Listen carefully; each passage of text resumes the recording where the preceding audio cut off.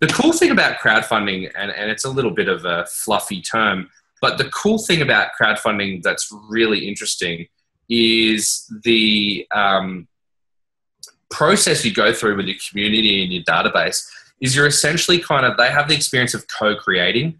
They feel like they're partaking in the process. When they back the thing before it's even made, they feel like they're a part of the creation process. And if you document the journey and share with them, this is where we're up to, the shirts are doing this, we've sent them to the printer, they feel like they're a part of the creation process. And that is what builds a raving following these days, is for people to feel like they're a part of it. They're not just some consumer that, give me a credit card and I'll give you the things. Yeah. They're actually like, here you go, you're involved in this, you made an impact. You're buying impact, not just a t-shirt. You're wearing impact, not just wearing a t-shirt. Okay. Yeah. That makes a bit of traction happen too. Yeah, it sounds a bit like the old Apple versus IBM mentality. People bought into Apple because it was different and it was something new, and they believed in trying to be better. So I guess it's not a new idea, but it's something that people are buying the idea and buying into the idea, I guess. Seems to be the difference between crowdfunding and just your normal sort of pre-selling. That seems to be a bit of a point of difference at the moment. Is that because it's more of like innovators and early adopters are sort of getting on board with crowdfunding at the moment? I think to be honest, the reason crowdfunding does so well is because it has the cornerstones of a great marketing and sales campaign in place. It has a deadline. It has urgency. It has, successful campaigns have a strong call to action. It's telling your why you're building the product and what the product is. So it's got great brand story. I think the reason crowdfunding works so well is it's just marketing and sales really well done. Yeah. And so I think that's why people are flocking to it in herds, because people know a bunch of things about marketing, but they only get one piece of it or one part of it right. And crowdfunding forces you to iron out a lot more of the bugs a lot quicker. There's different crowdfunding, I guess, platforms.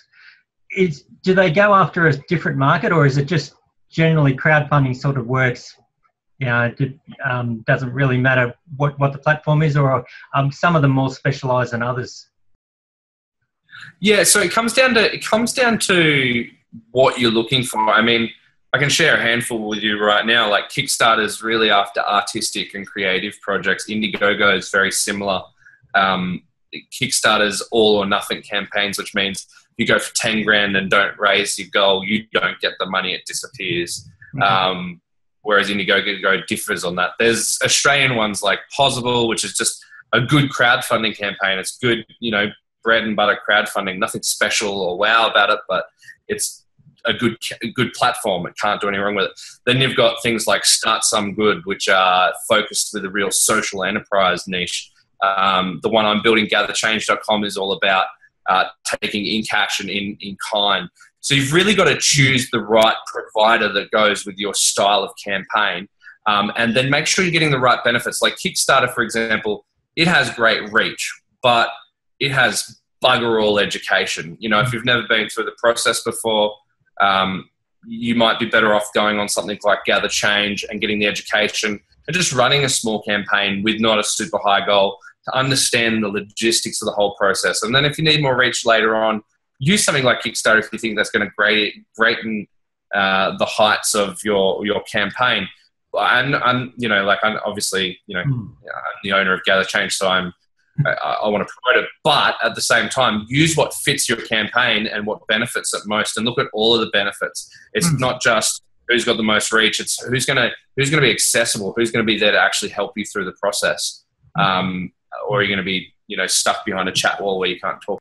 Yeah, well, I guess that's something there. And you mentioned all or nothing campaigns. I've heard differing opinions on them and that sort of stuff in regards to the fact that some people say you want to do an all or nothing because then it encourages the people that do donate to promote it and get other people to do it, so to make sure you reach your target. But there's also a case that if you're promoting something and you want to do it and then you don't get it, what's the sort of feedback for those campaigns where they want to get $30,000, they get $20,000 and things just don't go ahead? I think there's some beautiful there's some real beauty to it. I like the all or nothing style campaigns from a standpoint of your concept isn't proved, so don't go ahead with it. No harm, no foul, right? Yeah. So I like it from that standpoint. If someone gets to 25 grand out of 30 grand, usually what happens though, if they get that close to their goal, they throw 5 grand on a credit card or do something and get it over the line. They finish it, right? But if someone, where most of the all or nothing campaigns fail is when they fail to reach even 30% of their target. So they were never going to fly anyway. So I think they're quite useful in terms of that. I like the all or nothing campaign.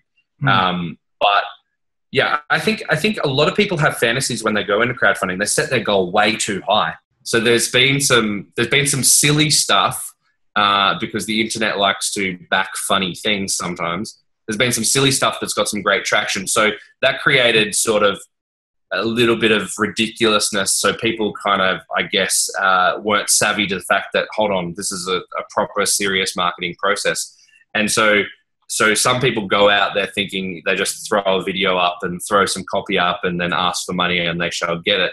When actually it's a full-blown marketing appeal and campaign, like any charity, and charities are a great place to model because they've done these appeals and campaigns for donations for centuries. It takes a full-scale effort to really drive home a great campaign. And even if you do have a ton of confidence and you know that you're going to get wins, you still want to put all of that effort behind it just so that you can get 10x or 100x your goal. Some people have, we were discussing also that Flow Hive before the call, Brett. Yeah. Those guys went for 100 grand and ended up with 17 mil or over 17 mil.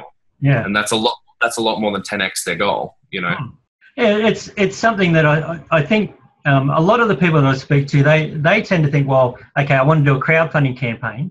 But what they seem to say to me is, oh yeah, but you've just got to come up with this and you put it on there. So it is more of it's probably got a lot more in common with traditional marketing campaigns. You still need to do the same sort of organisation and those sort of things.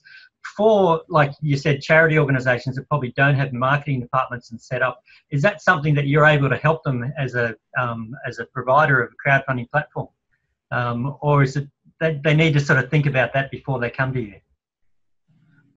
There's a ton of moving parts. I can definitely support with some of them, and then some of them there are tools that exist that you wouldn't want to be inside of a crowdfunding campaign or platform. For example, there should be a good nurture sequence when it comes to a crowdfunding campaign where we grab people's data and communicate, connect, and engage with them. There's plenty of email marketing platforms and things out there that we wouldn't try and recreate the wheel on. Okay. But when it comes to crowdfunding tools and market and the hardcore dynamics of what crowdfunding is, we can definitely provide that sort of stuff. But I'm not going to try and fix something that's not broken. What I focus on with people when I work with them mostly, Brett, is education and really making sure that because there are a lot of moving parts. I just really help with people to make sure that they've got good copy that's going to get traction, that they've got a compelling call to action, that they've got, those types of things in place that are going to make the biggest impact to their effort. Okay, so it sounds like it's got a lot in common with what I'm hearing about social media advertising and those sort of things too. So I guess the commonalities are there. They're capable of, they've maybe the most money they've ever earned in a month or in sales or in their own business or whatever it might be. They might have earned 5 grand in a month. That's the most they've ever earned before. And then they go to crowdfunding and they try to earn like 50. It's just it's too big a jump. It's silly, right? So if the most money you've ever earned in a month is 5 grand before, go set your target at 5 grand and then give it everything you've got, everything you've humanly got, and drive it harder than you've driven anything before. And you can have results like the Flow Hive guys did, and that's extremely rare cases, but their goal was 100 and they ended up with over 17 mil. That's like 17,000%. Do you know what I mean? Your goal. So set the bar low just figure out what the bare minimum is you need to make your thing happen to the next milestone or stage, whether it's your project or your business. Set it very low. The lower you set it, the better. Yep. And then smash the ball out of the park and use the PR of that to help drive it even further. Yeah, it sounds like a lot of what I'm hearing, particularly from the people that go on Shark Tank and people that go there looking for investors. I guess it's good in regards to testing demand, and they say the same thing. People come in with unrealistic sales expectations, but also too they overestimate. They see demand as actually translating into sales. Now, if I say to you, you want to drive a Ferrari, you're going to say yes, but are you actually going to buy one? Even if you're in the position to do it, exactly. You spend the money. So I can sort of see with crowdfunding, I guess it's a case of knowing what your project costs are. You would recommend. So what do you need to get it going, and being pretty accurate with that. Don't go too far above it. There's a pretty simple equation. You figure out the hard costs of what your thing's going to cost. If you're sending them, the reward is a T-shirt, you need to figure out how much does that hard cost to make it and post it to the person. Then you add, how much is the minimum amount you need to make to do a run. So you add that on top, and then you also add on top 10% just for crowdfunding and merchant fees and all that sort of stuff. Yep. So figure out your bare minimums and just make sure you got your hard costs covered and your platform fees covered, and run with whatever that equates to. Okay, so it's more than just you mentioned rewards. It's more than just selling the idea or the product or pre-selling a product. You find that you've got people that want to sell innovative products or pre-sell them. That's one way of doing it. But selling ideas, I guess, and getting people to donate to get an idea up and going, is that what they tend to use the rewards for? So that you're not just paying money for an idea, you get something out of it, whether it's a T-shirt or a painting or something like that sort of thing, is it? Yeah, totally. I mean, a lot of people, the really easy way to describe it is products, like if you're pre-selling, say, a new product, you've designed a new T-shirt range and you use crowdfunding to basically go out there and say, hey, to print this new T-shirts that I've designed, here's the pattern, here's what it looks like. I need to get 500 of them run. I need your help. And that's a really easy campaign to run. Yeah. That could be like a charity might do that or something, or a small organisation. Yeah, for sure. They could do it as an awareness campaign where they have a great core message on the front of their shirt, and that people just want to walk around with it. But you could do it for all sorts of things. Like I shared the accountant example, could do a financial planning book. You could do all sorts of different things. I've seen people do board games. I've seen people do inventions, like technology inventions. I've seen service providers just say, hey, I want to launch this new service. I'm not going to launch it and put all my time and energy into it, though, unless, I know 10 people want to take it up. Okay.